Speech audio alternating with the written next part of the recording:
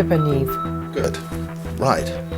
Well, I don't know what basis number this is, but Pippa, this is a joy to meet you.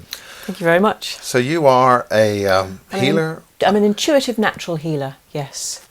And I trained at the College of Psychic Studies, about 12 years ago. I've been running my own practice in London, and I'm now based in Sydney, but I still return to London to see clients every now and then. Good eye. Actually, you've got a tiny little hair there. Okay. That's good. That's lovely.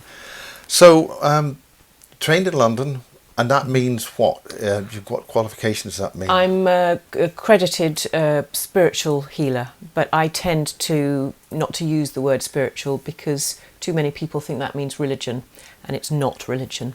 So I channel energy, and I work with ascended masters, with angels, very into my angels, when I'm channeling energy, working individually with clients. Now, what do you mean by you channel? What does all this mean? Well, through my training, for me, we are all energy, and energy vibrates as it moves, and we have our own vibration. To create healing, you are raising somebody's vibration. So I don't give them my energy, and I don't want to take their energy.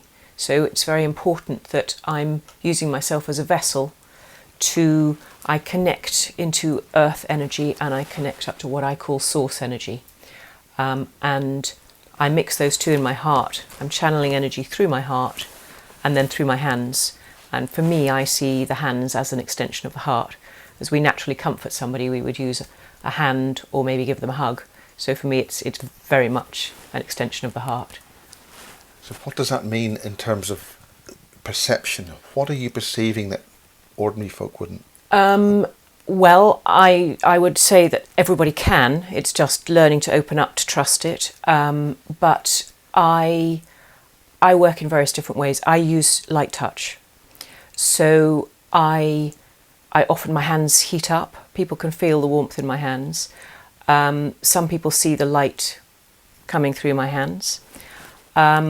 I feel what's happening with their energy. So sometimes I will physically feel where the blocks are within their body. But as I've noted that, I then let it go because it's their energy and I don't want to take that into my physical energy system. Now that's very important. It is very important. So keep explaining, sorry. Well, if somebody has a problem or an illness, I want to help them release that, but I don't want to take it on. So taking on their problems may make them better, but ultimately that's going to make me very sick. So I don't want to take on other people's issues. I want to use myself as that vessel that I'm passing them through, and I will send them into the earth to be, the phrase I would use is transmuted into love and light, but that's a very healer phrase. So for me, things can change form. Energy never disperses, it always changes form. So we can transfer those blocks, we can push them through, we can move them and get a person's energy system flowing and balanced. And whatever we don't need anymore or we don't want, we can send into the earth to be cleansed, for example. Is probably a very simple way of putting it. Now, when you put it into the earth, is electrically you earth something. As an engineer, you'd earth something. Is that the same sort of thing? Do you know, I've never really thought about it like that, but from my very basic scientific knowledge from school, I would say that would make a lot of sense. I don't go into the whys and wherefores. For me, there's the universe, our planet is a very wise, intelligent force that I trust as I'm asking it to be transmuted into something positive. I trust that I don't need to tell it how to do its job, that it knows, it being the universe, the world, the planet, knows what it's doing. It creates life force. So therefore, I don't need to tell. It's sort of teaching your grandmother to suck eggs. I don't worry myself with the those little details that I just trust that it happens. How do you know it happens? I mean, when you say there is an actual effect. When you say, how do I know that it's transmuted into something positive? I suppose because how do I know the healing's happened other than I get feedback? I trust that that's happening. My clients will give me feedback quite often, but that reinforces my belief, and therefore through my training, with the people I've been trained by, and the conversations I've had and books I've read, I just trust that that is happening. Now, could you explain something about this training? What does this involve, and how does it affect your status as a person who is before you're trained and after you're trained, and how does that regard to all the paperwork that goes with this? Okay, well, one of the simplest ways I can suggest what's happened to me personally is that I lost touch with an old school friend and I lost touch with an old boyfriend years ago. On my journey, I've trained to be a healer. I've been healing, and through our paths recrossing, I've reconnected with my old school friend, and I've married my old boyfriend, and they've both commented on the change in me, that fundamentally I'm the same person, but I am so much more positive than I was, and so many things in my life have changed in positive ways. So it's had a very profound effect on my life in that way. When I started to get my accreditation, I would suggest I was healing from a very young age without necessarily understanding and knowing what I was doing. And there are lots of people who work as physiotherapists and osteopaths and massage therapists that are channeling energy and healing. But I was always brought up that qualifications were very important, so I chose to get a qualification. I also believe that the government would tighten up on people doing the sort of work I do. There are a lot of charlatans out there, and therefore it's very important for me personally to have an accreditation that says this person actually is qualified to do this and is doing it because they've been trained and they know what they're doing. You can go away for a weekend and study some forms of healing, and you don't know enough to not necessarily take on negative things from a client or give them your negativity, and that can be very dangerous. So that's exactly the point. Yeah, and that can do damage to both, but it can be very subtle or it can be very quick. So I would say I don't want to be scaremongering, but I am fearful of that because it's more dangerous than beneficial. My training was over about 2.5 years. I have also done a lot of what we call continual professional development, so I'm always studying new modalities. I may do the course out of curiosity and to learn something, but I'm very comfortable with the way I work, so I may tweak what I do, but fundamentally the basis of what I do doesn't change too much. It may evolve, but it's not that I'm looking for a new way of working. I'm just reinforcing and learning new skills. But it doesn't involve a lot of paperwork. We all by law have to keep notes for our clients, but they have the right to see them.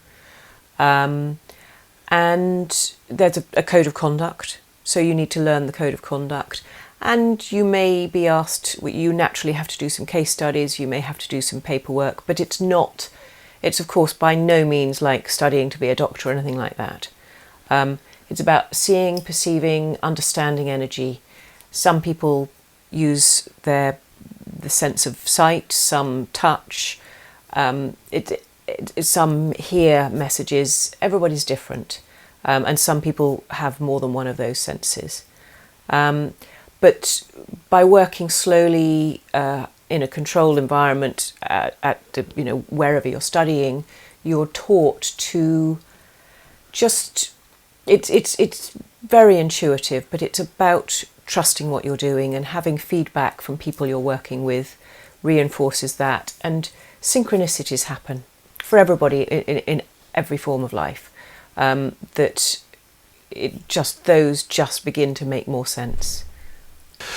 So the whole aspect of being formally qualified, is there pressure in today's environment? This is just with the EU and these other sorts of regulations and things, just sort of just prevent this. Because I mean, I know people who do energy medicine, and they're actually referred to by the Nuffield Institute, and the National Health sort of gates into that.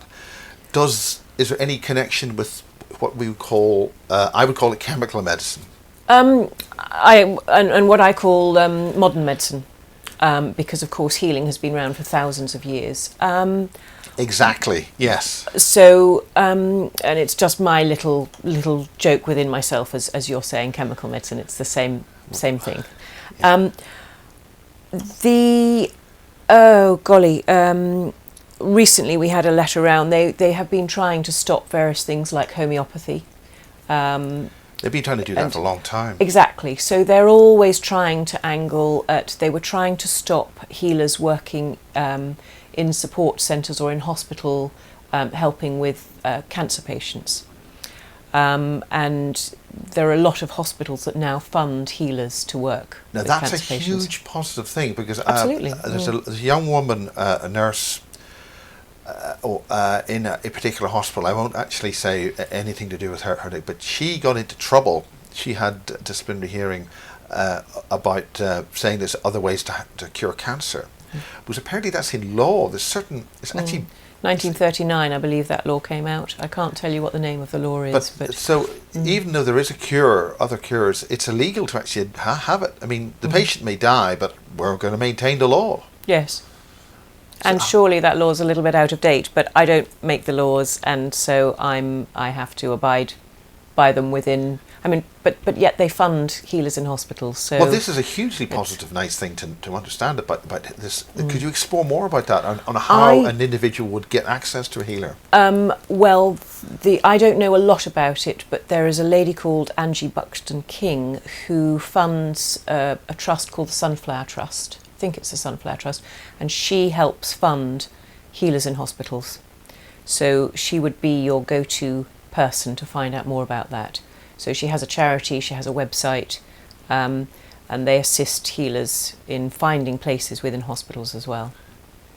And as I say, I don't know a lot about it because I haven't worked in hospital myself. I've worked at a cancer support centre. So what's your background? I mean, obviously you were from England. I was born in England. I was educated privately. Posh girl then. Well, very middle class, but hated it with a passion. Oh, rebel. So no, very very homesick. Rather pathetic, really. Oh, touchy-feely. Hopefully a bit of a rebel as well. But what happened to me after that? I went into finance. My very first job was with an international bank, and I managed about 3 months. I absolutely loathed it. Wasn't allowed to add 2 and 2 together because I hadn't been there long enough, and I had studied accounting with a BTEC business studies, so understood probably more than some of my peers. But anyway, was that the sexism thing? I mean, is that probably in those days? Yes, that was the early 80s. Not even those days. Now even. Oh really? Well, in the early 80s, and I was told I was doing very well, and I definitely climbed the bank. And I asked how long I'd be a grade 1 bank clerk, and I was told about 2 or 3 years. And I thought, I can't say what I thought, but anyway, I thought I'm not putting up with that. I ended up going into property finance, which I did for 10 years, and I changed jobs a lot because I just knew there was more to life. It was very mind-numbing, shall we say. Went travelling to Australia and New Zealand a couple of times. Met the old boyfriend that I mentioned earlier in about 26 years ago. Came back to England, decided to train to be a teacher, was passionate about teaching, started in the state system. The aspects of the national health, the aspects of banking, right? Okay, you're in banking. Now it's interesting, I met my other colleague, Miriam, she was in international finance in New York or some place, but it's interesting. I was the lowest of the low, remember, at this stage. I'd only just come out of college. But you were recognising that you had something you'd obviously set yourself to go into, but then you recognised that this is not for you, and you had the awareness Well, do other things? to be honest, from the age of, I broke my leg when I was about 6, and I wanted to be a physiotherapist, and I struggled academically. I think I probably struggled with, I'm not good with lots of rules and systems, and but that's important. Yes. You've got that. This is a really important characteristic. yes. But I mean, what happened with your leg? Explain that. What happened about that? Oh, I was very middle class. I was skiing. I happened to put my ski pole in front of my leg, so my leg went that way, and my body kept going straight Oh. ahead. But I've never heard of leg injuries in skiing before. but I was about 7, and I turned round to my parents, albeit in pain, and said, "There you are. I told you I didn't like skiing." So I was fairly. You boisterous rebel. Fairly sort I'm of. in rotten pain, and I'll maybe need my leg amputated. But Daddy and Mummy and Daddy, I will be right and you'll be wrong. Oh yes, well I'm still known for needing to be right, so it's an issue I have, a problem I maybe have, but hey ho. No, that's good. That's very good. But I wanted to be a physiotherapist, and I have a mild curvature of the spine. My mother was very interested in anatomy and physiology, so I was always wheeled along to see the consultant every 6 months and have it monitored. And I then had an operation on my knee and my foot at age about 11. So I had a lot of physiotherapy. At that point, took a lot of painkillers, and from then I pretty much stopped wanting to take painkillers. Probably my late teens, when I was going through that stage of partying a lot, I did take a few painkillers, but that's. But now my husband gets very annoyed with me because I very seldom take painkillers for a headache. Now, is or that anything because your system simply doesn't react to the... No, it's because as you call them, poison. I don't like putting the toxins in my body. I think there are natural ways of releasing these pains.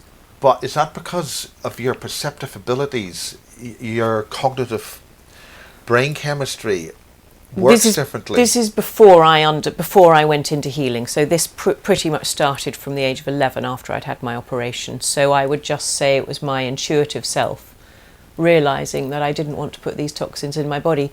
However, as I've just said, I mean, when I was at school, in my day, lots of people used to drink quite heavily at school. So I'm sure they. I don't know what school I'm you were sure, in. It's certainly never happened at my school. I'm sure they still do. So I was happy to put other toxins in my body. So I'm not trying to suggest Piousness that and crown of the crown of innocence is slightly well, exactly. I'm only dropped a bit there. I'm human, is what I'm trying to say. And I can still enjoy a glass of wine, but obviously no longer more than I need. But I wanted to be a physiotherapist for years, and not being very, I struggled academically, and so my mother took me to see an educational psychologist, and between them they both told me that I was never going to be able to achieve being a physio. That's a lot of stuff in physiotherapy. Yes, but you Bits of see, your I body didn't and have muscle. the intelligence to say, well, I'll prove you wrong. I just sort of went, oh, okay then, and changed track. And I found that I was quite wet and did that quite a lot. It was only in later life that I realised that you can do anything you want to do if you believe in yourself enough. And that is one of the greatest gifts we can give the children that we work with, which is, of course, knocked out of most of us quite young. But you got through that. I did, in the end. It took me a long time. I was a slow learner, but I got there in the end. A bit of battering and whatever. But this gives inspiration to people who would otherwise feel themselves as victims and can't do anything. Well, I hope so, because I would suggest I spent most of my childhood living in fear through something that happened that triggered my fear, and I was fear of situations and people. I now can see that one of the reasons I was very unhappy at school was it triggered a past life memory that I didn't understand at the time, but through the journey I've been on, I now understand that more, and it makes total sense to me and has been able to give me the peace that I didn't have. And I used not to be able to return to my old school, but within the last 2 years I went back with an old friend and we walked around and started to remember the fun we used to have, which it was always tormented by pain before. I wouldn't let myself, or I couldn't access that. So for me, it's been very powerful, a very powerful journey.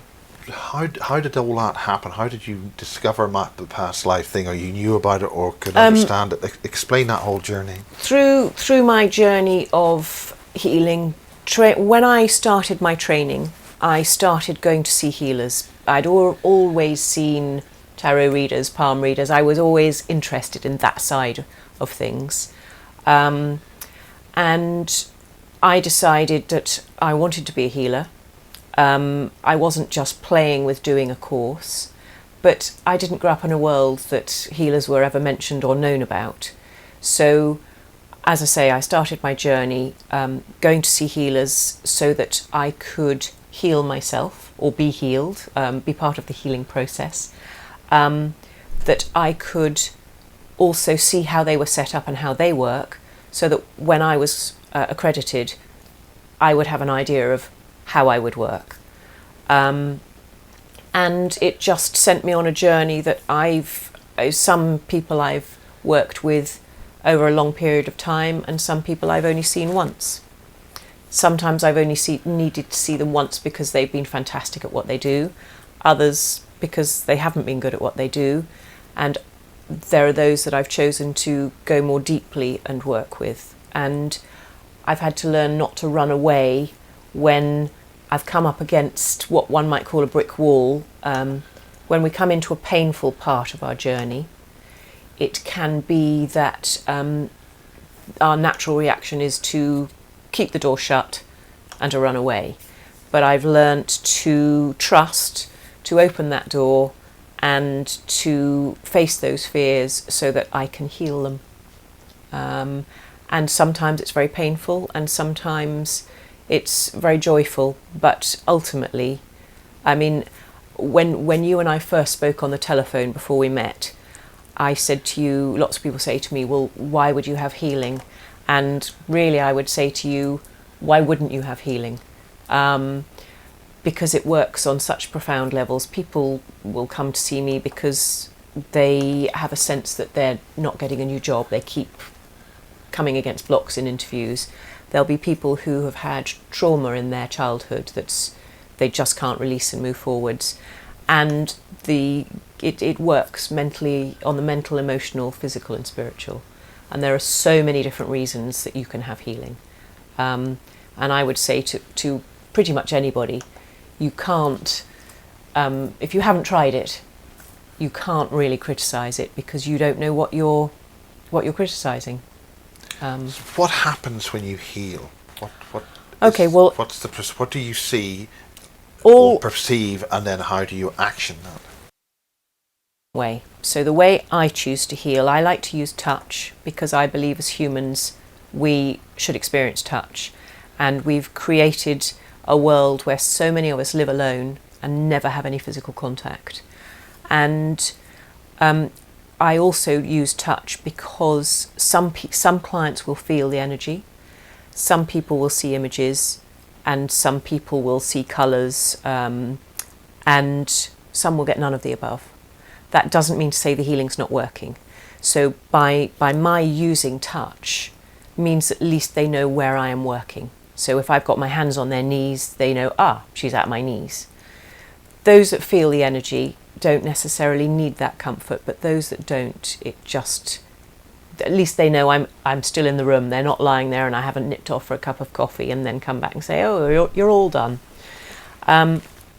So I start at the feet. I work around the body, feeling how the energy flows.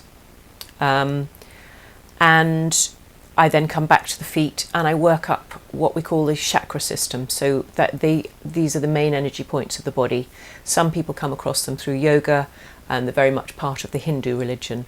So lots of people have heard about them. Doesn't matter whether people have or haven't. And through that, I have a sense of how somebody's energy is or isn't flowing. I may get a pain in my body, and I communicate with my client when I'm working, because for me, I'm facilitating their healing and they are allowing that healing to happen. So they are their own healer. We used to have a time when we had gurus, and that time for me is past. It's very much about empowering every individual, because we are all powerful beings. And it's not about them putting me on a pedestal. I always joke with my friends that there is only one way off a pedestal, and it doesn't come with a step ladder. So you have to be very careful not to put yourself up there. Oh yeah, because that's a very good answer. It's going to hurt when you fall off, yeah. and you can't stay up there forever. So it's very, very important to empower people for their own journey. So I work around the body, shifting energy. I focus where I feel that there's more of a block. I will sometimes receive images. It might be a past life image. We may be shifting something from past life that's holding them back. It may be something physical. I sometimes will see energy. I may see spirit sometimes. So it really varies from person to person. And as I know you know, at the moment my mother is very sick and she's very close to passing. Right. And one particular day she seriously thought she was going to die. And I had a very, very strong sense that my father and my grandfather were standing by her bed, not ready to take her, but just as much to comfort her until she's ready to go.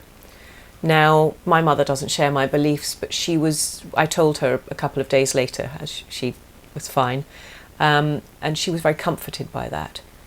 So I won't always see that, but when I do, I'm happy to share it.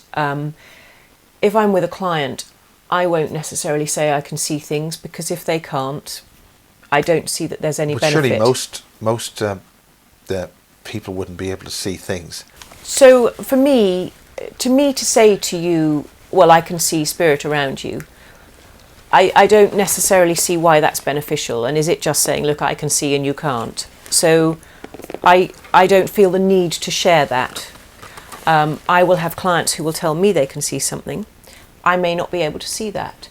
So I had one client who was again getting ready to pass, and she could see energy beside her. So it was something new for her and I couldn't see it. So I asked her questions for her to ask that energy, which gave her great comfort because she was interacting with that spirit.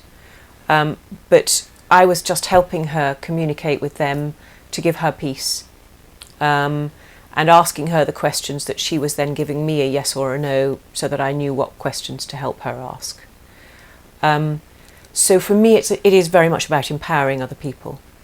I used to, you were asking me earlier what I did. I was a teacher and I privately tutored for a number of years for maths for Common Entrance.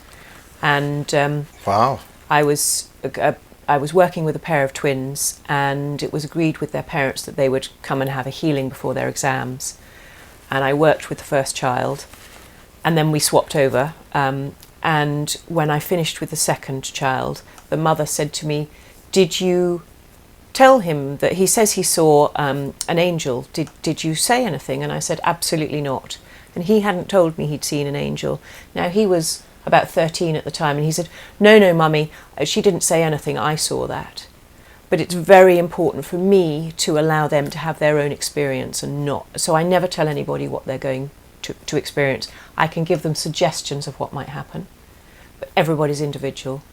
And I don't know whether they're going to feel or see, or, as we say, none of the above. And it's very important they have their own experience, because it makes it real. So what was the difference between you healing before and then when you became qualified? Was there a difference, or? Yes, I would say that before I wasn't aware of what I was doing, in a sense. I now understand I would be taking on other people's things. So my best way to describe that is, when we're going out socially, we can be really looking forward to an evening, and you can come home feeling really flat because you've taken on the energy of somebody in the group. That's cord cutting. It can be, yes. Cords. Yes, that's not necessarily being corded. There is a big thing about cord cutting, but that can be just that you're so open that you're taking all the energy that's within the group. and then you may go along again yourself feeling a bit sort of, oh, I don't really want to go, and you may have the most fantastic evening because you're buoyed up by the energy. So if we all learnt to manage our own energy, I can empathise with people, but I'm not taking on their stuff, and that's very empowering. So how do you do that? How does a person? You have this sort of psychic vampire thing, which, as you mentioned, you have to have a telephone conversation or something. You're really drained because that person has drained you, or until your level is equal to theirs. Yes, and I learnt about cord cutting when I started my training, and I had just started a new job, and it turned out I was working with somebody, and I had a very large cord attached to behind me. And it was a male energy, and it took me a while to realise it was my new boss, who I'd only been working for 8 weeks, and he'd been out of the country for 5 of them. So that just showed me the power of people's energy, and really learning to manage my energy. So, yeah, I mean, sometimes I will do cord cutting with my clients as well, but it's about grounding. And firstly, I also run guided meditation classes, and I teach this in my guided meditation classes. So it's a bit like imagining you're a tree and visualizing roots growing out. I choose to do roots from the base of my spine and from the soles of my feet, because a tripod is so much more stable than one root. Yes. And there are so many different ways, but being grounded is very important. And protecting yourself can be in a bubble of energy. You can call on angels to protect you. I'm not going to tell you the ways I personally protect myself, because that's a bit like giving you the alarm code if I had a security alarm on my home. Yeah. But for me, it's very important that we protect our energy, and it's not about closing yourself off. It's about still being able to be open to give and receive, but you have that form of protection so that you're not taking on people's negativity. How does one do that selectively in terms of how do you keep yourself open to the good energies and interactive energies, but on the other hand, how do you shut off the other ones? Well, I think, again, a lot of it is about trusting. When you're doing this work, the more you do things, the stronger they become. It's like learning to play the piano. If you practice your scales, you're going to get better and better. So if you practice your grounding and centering, I have a free download on my website, which is a grounding and centering, and it's golly, I can't remember, about 5 minutes long. But I happily send out a little freebie to people, and I say it's like brushing your teeth. You should do it morning and evening. It's great to do before interviews, if you're going on a first date. So you're protecting your own energy. You're connected to earth energy. Depending on what I'm doing, I will, again, as I mentioned before, connect to source energy, and then place protection around myself. But I talk about, I think on the download I've got on at the moment, I talk about a bubble of light protecting you. But it's about trusting and experimenting. I used to do it before going to meetings, and found it really helpful if I was in finance meetings. Talking about the boss that had been corded to me, I always did that before going to see him. And he was charm personified to me, and he was a man that was renowned for not being charm personified to many people. So that for me just reinforced that it really did work for me. But that's the ability to perceive that you've got these problems and then take a sort of a different view on an angle on that is really so very important to this whole thing. So you can then make those decisions to take courses of action. How can you help people do that? So get out of their own little box. Well, gosh, I mean, things like guided meditation and you can do it in so many different forms. There are lots of things you can download for free on the internet. You can go to classes. Just that teaches you to center yourself. If you are then taught to manage your energy and do your grounding and centering, when you are fully present in your physical body and you're grounded, it's much easier to make decisions and how to move forwards in life. You know, we tend to focus on the negative, but I think often we're encouraged to. And when you're positive, it's so much easier to make things change. And to be, there's a universal life force through all of us. But how we channel it, I can't remember that lovely, I think it's a Native American Indian grandfather talking to his grandson about the two wolves, a good wolf and a bad wolf, and the child asking, you know, which one sort of wins, and the Native American wise man says, whichever one you feed. And it's the same in our lives. If you focus on the negative things will inevitably happen. And my mother was a great one for always expect the worst. You know, believe that you're useless at everything and then you'll never be disappointed. Well, actually, if you believe you're useless at everything, I experienced being pretty rubbish at things. And when I started to change that perspective, things changed for me massively.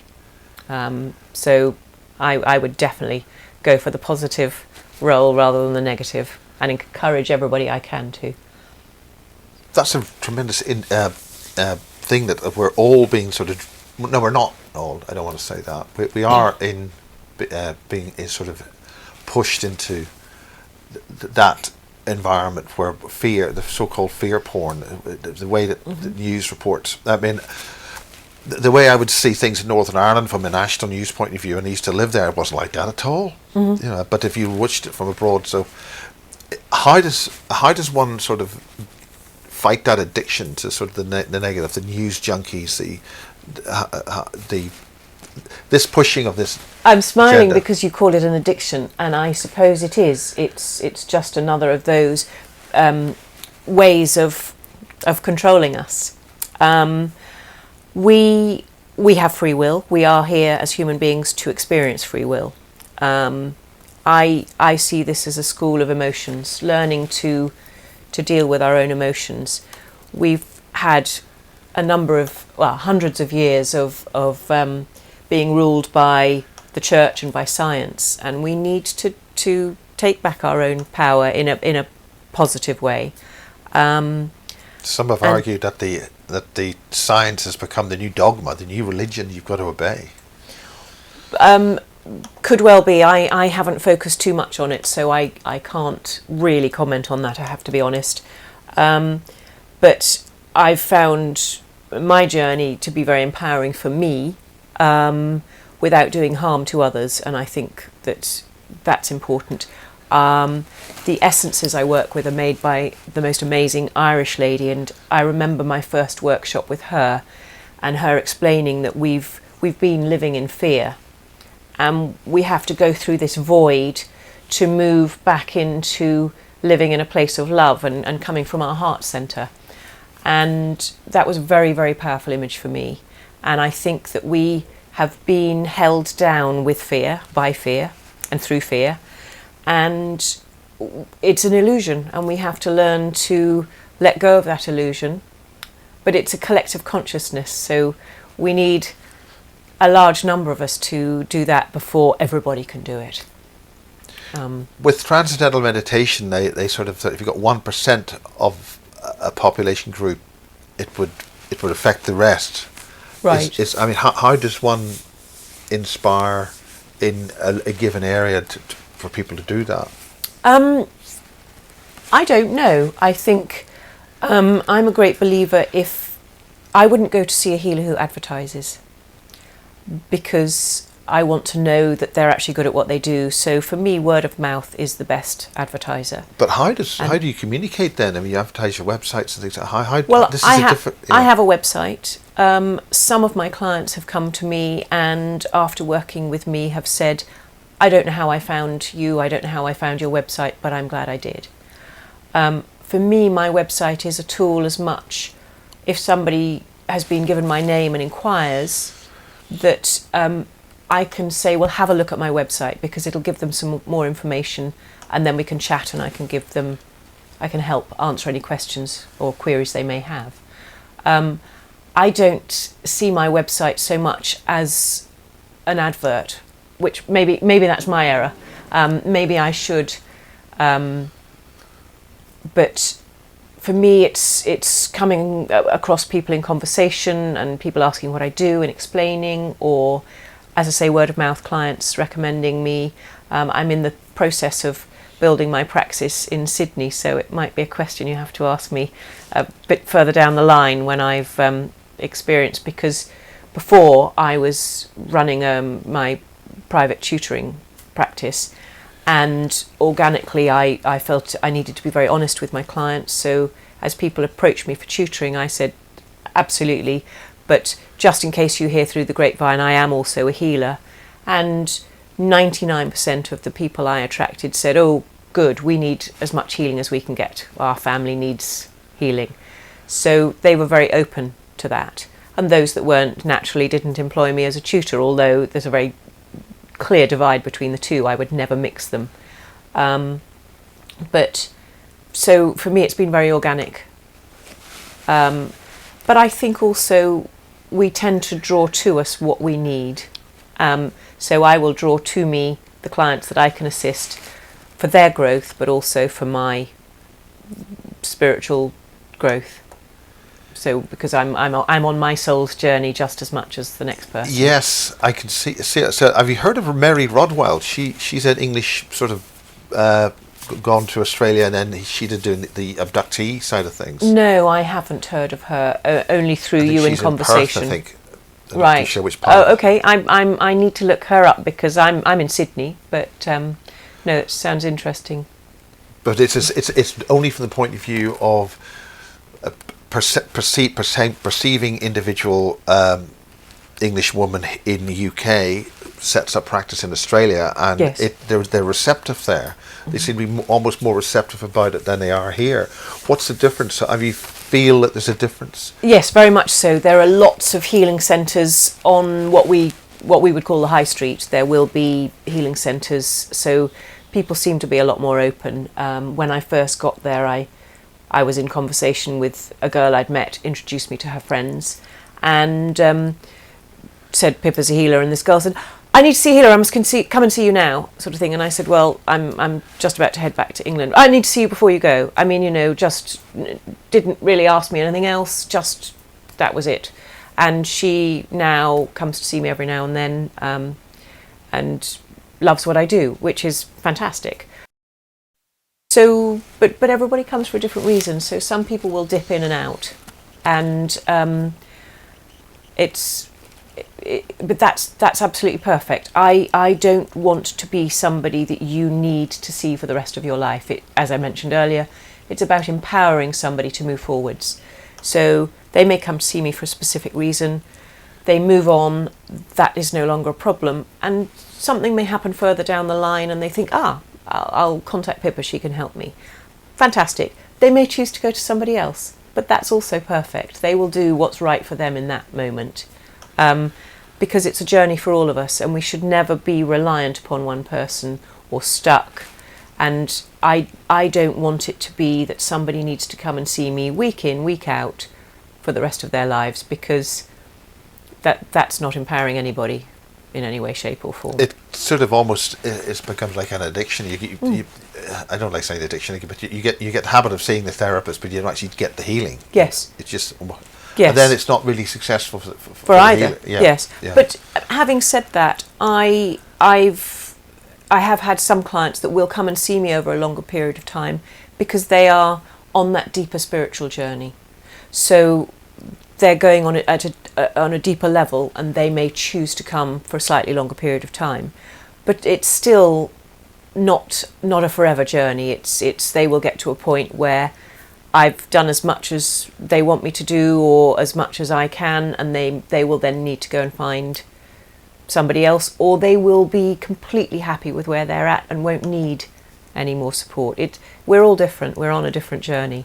So it's horses for courses, literally. Yes, but it's very much about. I remember when I was training, one of my healers, I mentioned I'd been for a past life regression therapy, And she said to me, "But I'm your healer." And I was, whoa, because, nobody owns me. I'm a free spirit, and I go to the opticians for my eyes and I go to the dentist for my teeth, and I certainly wouldn't want to get those confused. So I would see different healers. Everybody's different. We specialise in different ways. So I would want to go and see somebody who specialises if I know there's a particular issue that I want dealt with. And I would expect other people to want to do that too. But you're very good at identifying the individual problem you've got to go to that individual Yes. Yes, I am. solution to find it. I'm lucky, but because of the work I've done, I'm very in tune with my energy and with my body. And I often see an osteopath, particularly after flying back to Australia. And one osteopath I see, if I say to him, this is the problem, he will only work on that area because he trusts me. But sometimes I maybe need a little bit more of, a balance through the whole of my physical system, because I very much am so focused on the energy system that I do need to be reminded that I'm a human being in a physical body sometimes. Yes, and then there's sometimes where if your little toes having a twinge, it's actually your sciatic nerve or something. Exactly. So a thing. But then, how would you determine that? Well, that's why I go to see the osteopath, because that's their expertise. So I would expect them to be determining that for me. That's what I'm paying them for. I still go and see healers myself, although I work on myself, because as I mentioned, I'm having a human experience, and I'm a work in progress, just the same as everybody else. That's a bit of a Dr. Heal thyself. Well, I can work on myself. As they smoke, as they have their cigarettes and their 15 cups of coffee and a whiskey. But that you're empowering people to help themselves. I hope so. I very much hope so. I mean, when I was teaching, when I was tutoring, I specialised in working with children who were struggling with their maths. I failed my common entrance. I know how horrible it feels. So hopefully I was empowering those children to realise they could do it, and that they could achieve anything they wanted to with some focus and guidance. I mean, this is important because you're obviously an extremely accomplished and very successful person. For those children who do fail those exams, there's a lot of pressure on them. That's the end of life. You're ruined, whatever. But it seems that this actually indicates that you have other talents, and those other talents aren't being looked at in the education system.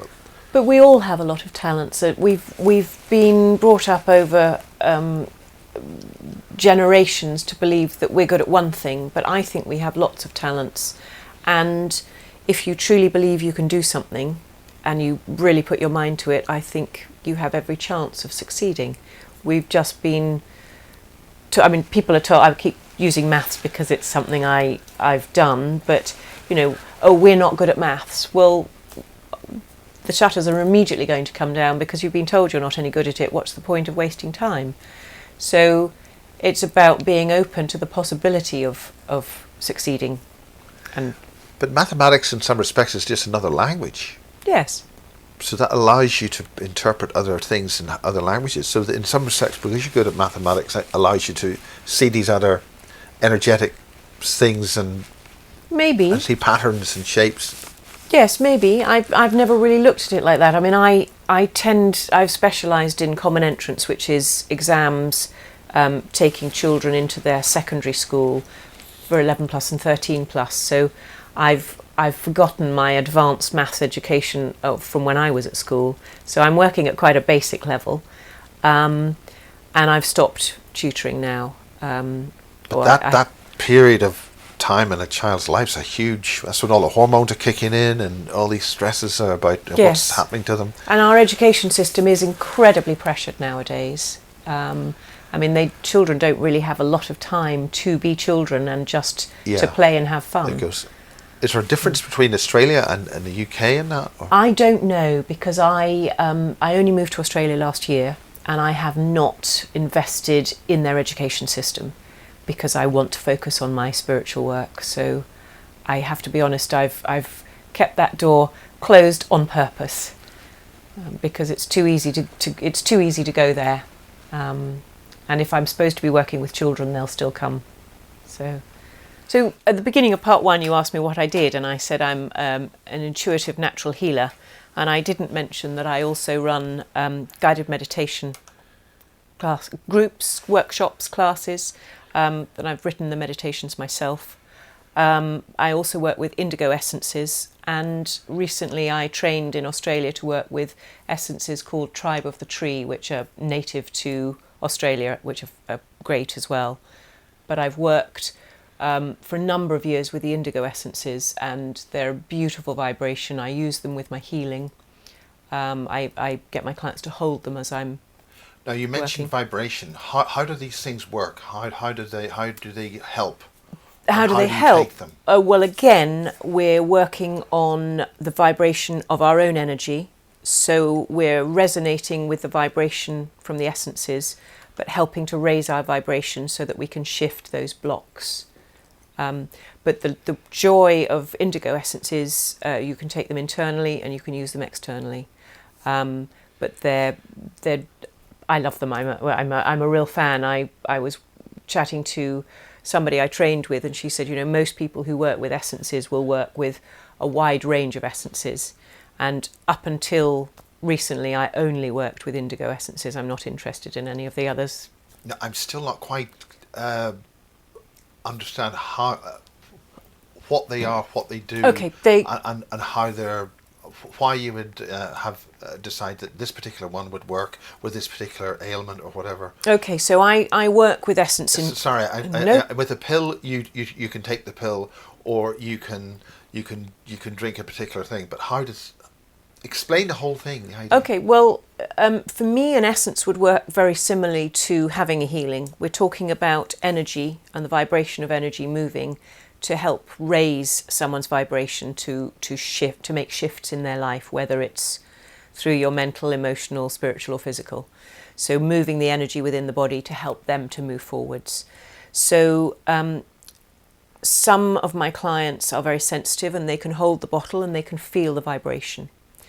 Of course, some will hold them and feel nothing. But these are essences that you can take internally, or you can have a little dish in the room with some of the essences within the room, because everything is about energy. I remember a couple of friends of mine saying, Pippa, not everything is about energy. And I would just say, oh, yes, it is.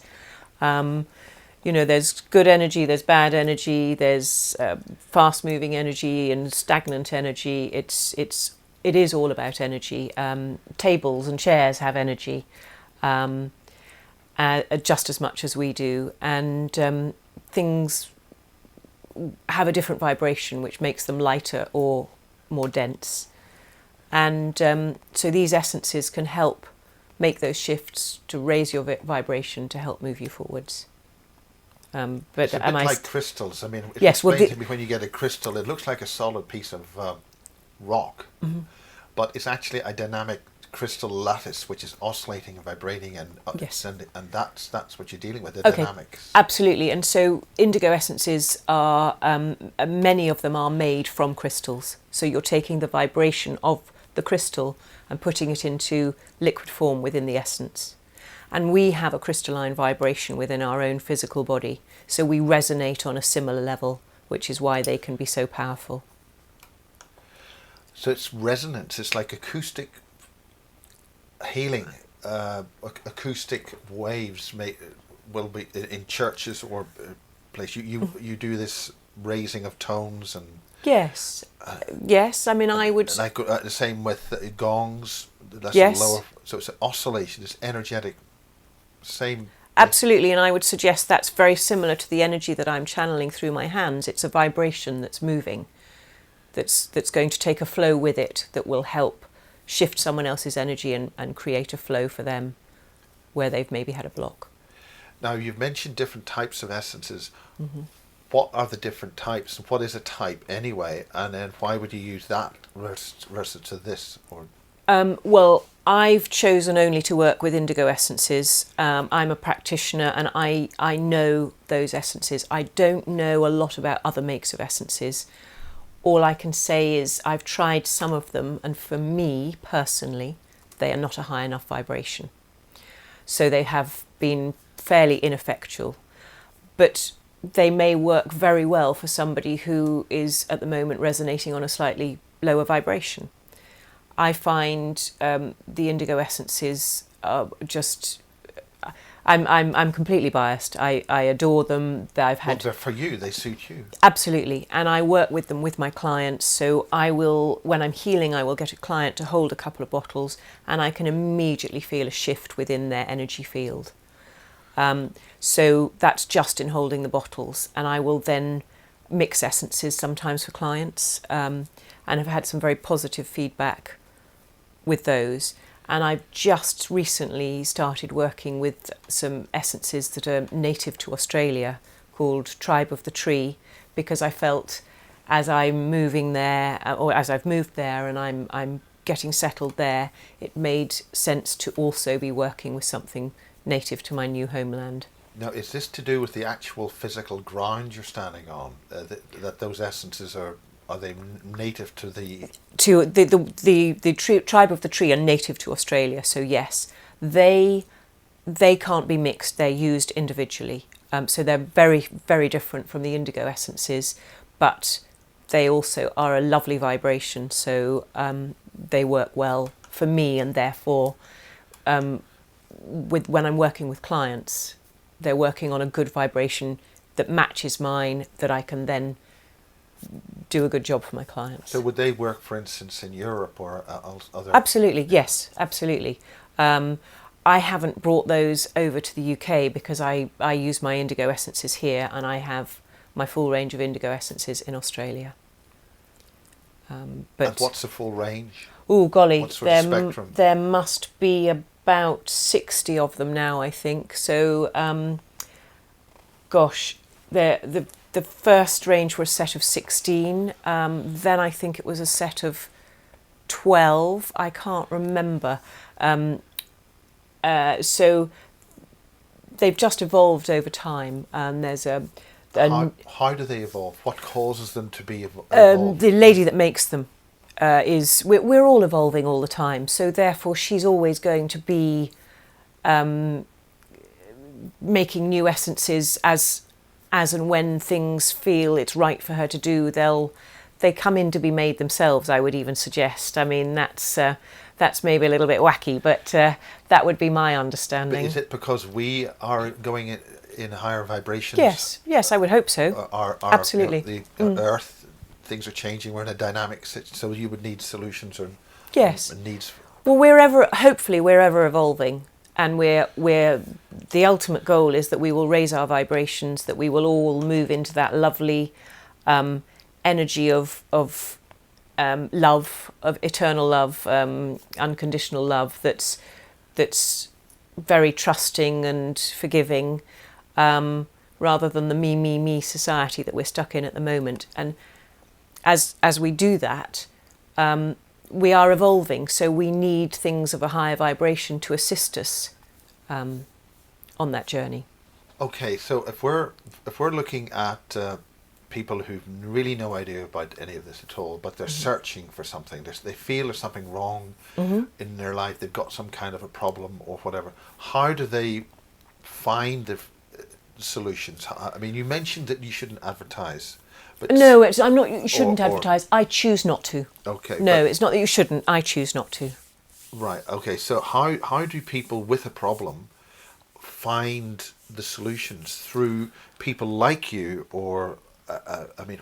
Do you know? I would suggest. If I was to refer, somebody came to me, or for instance, in basis. I mean, I've felt that maybe we should have a access to therapists, and we should put a list up and things like that. Fantastic. How would I, for instance, recommend, or somebody like me or somebody else recommend, well, you should go to that person, or that person does this, or that other person does that? I mean, how does that?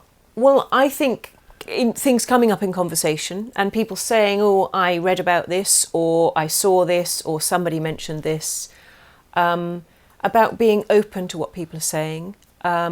Maybe even you're watching a film and you see something and you think, oh, I'd like that. So then you Google or ask anybody if they can recommend somebody or know somebody.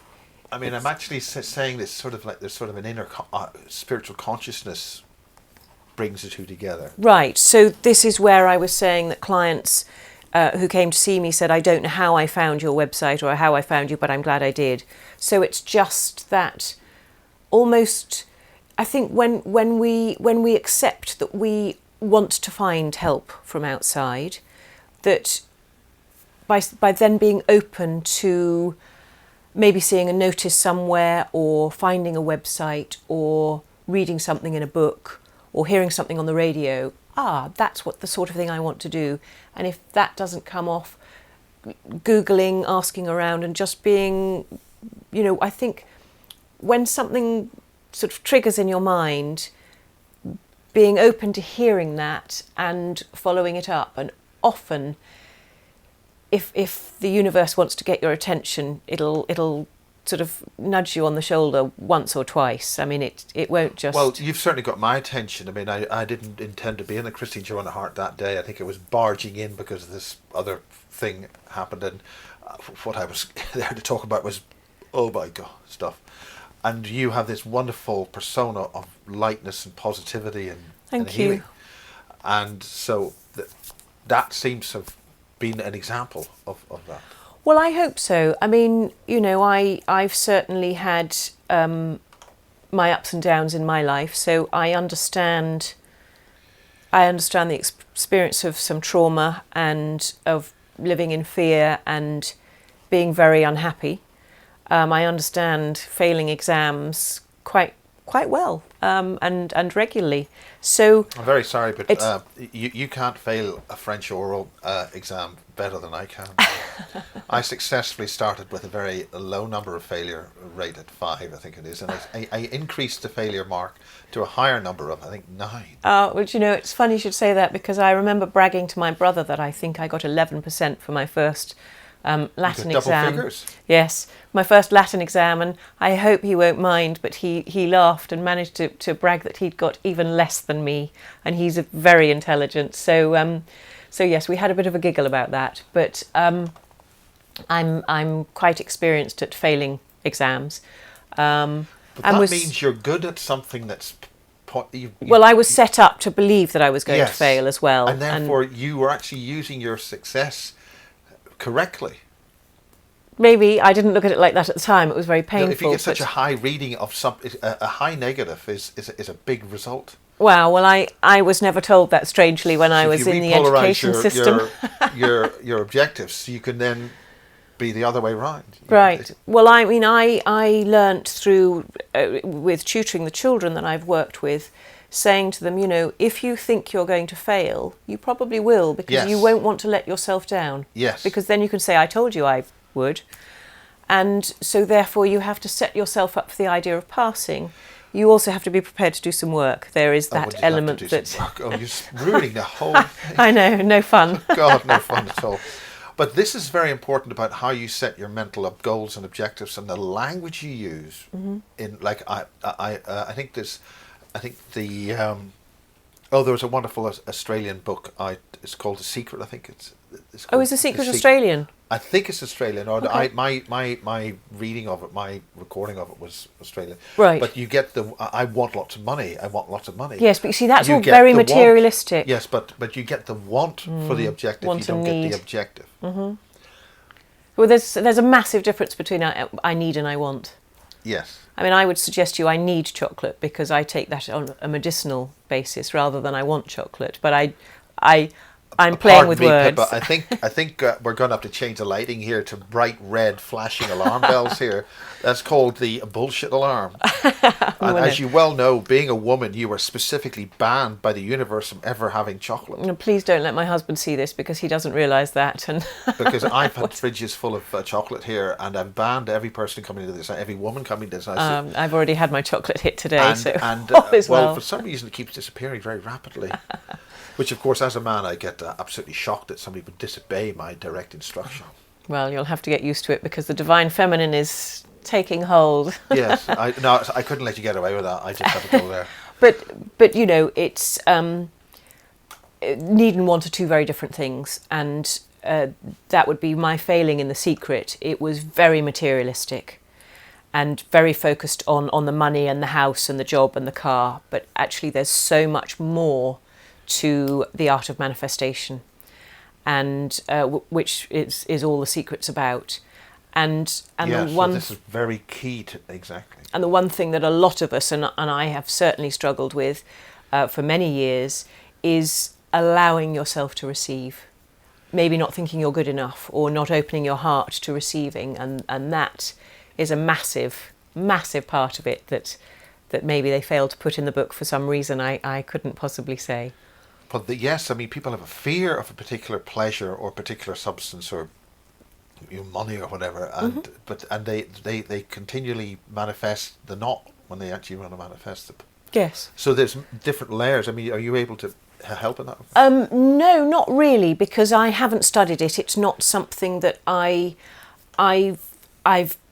changed my life in many ways through positive thinking, through the healing I've experienced, and through doing past life regression and healing old messages that I've brought through to this life that have Explain blocked. that. Okay, so for me, we are all on a soul's journey, and we go from life to life. From the human body is a vessel, and it's a bit like a rent-a-car. You hire it for a lifetime, and you'll get a different one next time, and it's up to you what you choose, but once you've got it, it's a done deal for that journey. I believe we work in soul groups, so we know our immediate family. We've played different roles with them. Most people that come into us, into our lives, we've met before. And I also believe in karma, and I believe that we right our wrongs and we address the balance. So we have all been persecuted, and we've all been the persecutor. We've all been murdered, we've all been the murderer. So we've played the goody, we've played the baddie. And sometimes if we haven't learned a lesson in a particular lifetime, we will choose in this lifetime to address that. And I suppose a good example is I didn't have a lot of success in my love life when I was younger, and I kept repeating the same pattern because I wasn't learning the message that all those very kind gentlemen came to give me about I had a total lack of self-worth. And so I let them treat me badly because that was what I felt or what I believed on a subconscious level I've that seen I that deserved. pattern so much in Ireland, which I'm glad to see the feminine in Ireland so heavily pushed down. Yes. And it took me a long time. It was in my late 40s when I suddenly realised that I wasn't going to let somebody treat me like this anymore. And within 2 years, my now husband came back into my life and was very, very quick in us getting back together and getting married. And he is the kindest, gentlest soul who is just perfect for me in my journey, and I am incredibly lucky. That's a wonderful. And I truly believe it's because I finally did the work and took the lesson. So when I'm healing, if a past life issue comes up, I ask that my client keeps the lessons but releases the pain and the trauma from that experience, so that we can let go of all the negative slant. Yeah, no, that's difficult for some people because it's almost safer to endure Well, our psyche's built that way. Yeah. If I hold on, I'll remember, then I can protect her from that. But if we can release that, then we can keep the lesson, but we can release the pain. So, because we don't have to keep repeating patterns. It's very easy to do. It's part of a human condition in many senses. Yeah. But we can choose to break that. I mean, you're think. shown the door in the box, and people don't want to go out there. Mm-hmm. But you know, how many people do you know that I was met up with a friend this weekend who recently gave up her job and went back to her homeland, and she was telling somebody, I wish I'd done it years ago. And I knew that she would get to that point at some point. But it's the fear of the unknown that stops us taking these leaps of faith. And when we do, normally it's, wow, why didn't I do that before? it's my belief it seems to work. Well, it's certainly worked for you. Yes, it has. Mm. And this is what made you go to Australia? My husband, he's Australian. Oh, bloody hell. Sorry, Stroth. And I did ask him why we were choosing to live in Australia, and he looked at me like I was an idiot and said, well, the weather, of course. So... It certainly isn't the beer. Well, they like warm beer. No, maybe not. But Australia's a fantastically huge place. I mean, what part of Australia? We're in Sydney at the moment. My husband is a Queenslander, so we're based in Lilyfield in the inner west, which is lovely. Is that farming? Is that sort of? No, we're very central. So we're about 6 kilometres from. He actually works on the Harbour Bridge, so it's a 10-minute motorbike ride for him to work. But he's from Queensland and he was from farming country. So he's a good country boy at heart. Yeehaw. And we may well move up to Queensland at some point, but on the coast, I hope. It's my dream. Well, you're in England right now, yes. And we don't need to talk about your mother, but it's family. But for people in England, are they? How do they get in touch with you, or are you planning to come? I do come back. I intend to come back twice a year. I've been coming back more, twice a year, to see clients. I can do distant healing with my clients, and some prefer that because I can work on them while they're sleeping. And so I come back. I run my guided meditation short courses or workshops, and I do one-to-one healings when I'm in the UK. Where would that be from a gym? Either in London. So where I used to have my own place that I worked, I'm now much more mobile out of necessity because I have no one location. I also work from a friend's home near Warminster. Yeah. So yes, I can go out and about, as it were. And in Sydney, I have my own healing space. So my clients come to me there. Well, we met on the Christine Joanna Hart show on Revolution Radio. What brought you into contact with one of Fleet Street's finest journalists? Christine approached Anne, who makes the indigo essences, to do an interview, and through the distributor in the UK, they suggested that she contacted me. So we had a bit of a journey together. I made her various bespoke essences, and I did some healing with her. And her article was never published, and she contacted me saying she'd very much like to interview me because she felt that as she'd never got that published, she felt that she owed me, I think, is a bit too heavy, but I think she felt she would like to be able to address the balance, as we were talking about karma earlier, shall we say. Well, and that's how we met. And you've been on a basis 50. I don't know what we're going to call this, basis 65 or something like that. I sort of try to keep the numbers anyway. That's rubbish, irrelevant. But the main thing is that you've got certain. Have we covered everything you want to say? Yes, I think I have. Have I answered all the questions you wanted to ask as well? Yeah, though? I'm just fascinated that it's just a wonderful story that you've been through that. Failed exams and. But you've been able to recognise solutions and to find solutions, and this is really what I want to get across to a lot of the people that are involved with these things, that they don't see there are solutions, but you're showing an opportunity. There are these solutions.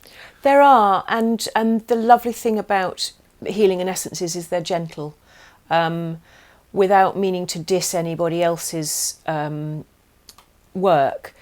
Sometimes going to a talking therapy where you're sticking the needle in and you're reliving that pain reminds the energy body that's painful. And so to be able to let go of it in an energetic way, it's worked for me, but I feel it's very powerful because you don't have to relive that pain.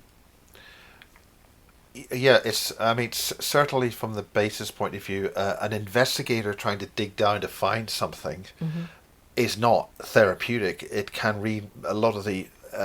There's a difference between healing, and investigation, and I'm very aware of that. Which is you effectively re-traumatize the individual because they're reliving that, whatever.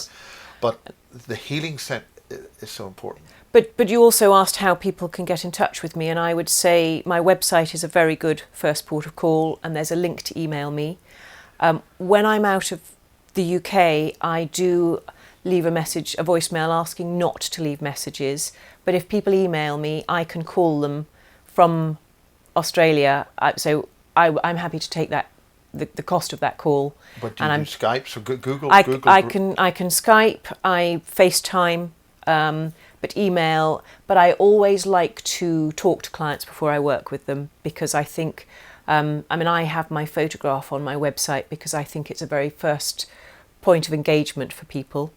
But I think also speaking helps people decide whether they think I'm the right person for them, because it's about them finding the right person for them, and that's the most important thing. You mentioned space time. FaceTime. Yes. FaceTime. Yes, I'm a Mac user. I'm an Apple person, and FaceTime is a way of connecting visually for free. So if you've got Apple to Apple products, you have a button called FaceTime. I think the other one's Google Groups. Okay. Sort of so that's So I don't know that one, but same difference. It's free. It's a free call. Right. Well, this has been absolutely fantastic. Well, thank you. It's a wonderful, positive, wonderful healing feeling, giving people solutions in a beautiful world. Go out there and live there. And really, thank you really so much for coming today. My pleasure. Thank you very much for giving me the opportunity. And I'll keep that fridge full of chocolate. Dark organic, if I can be fussy. You're welcome. Well, thank you very much indeed. My pleasure. Thank you.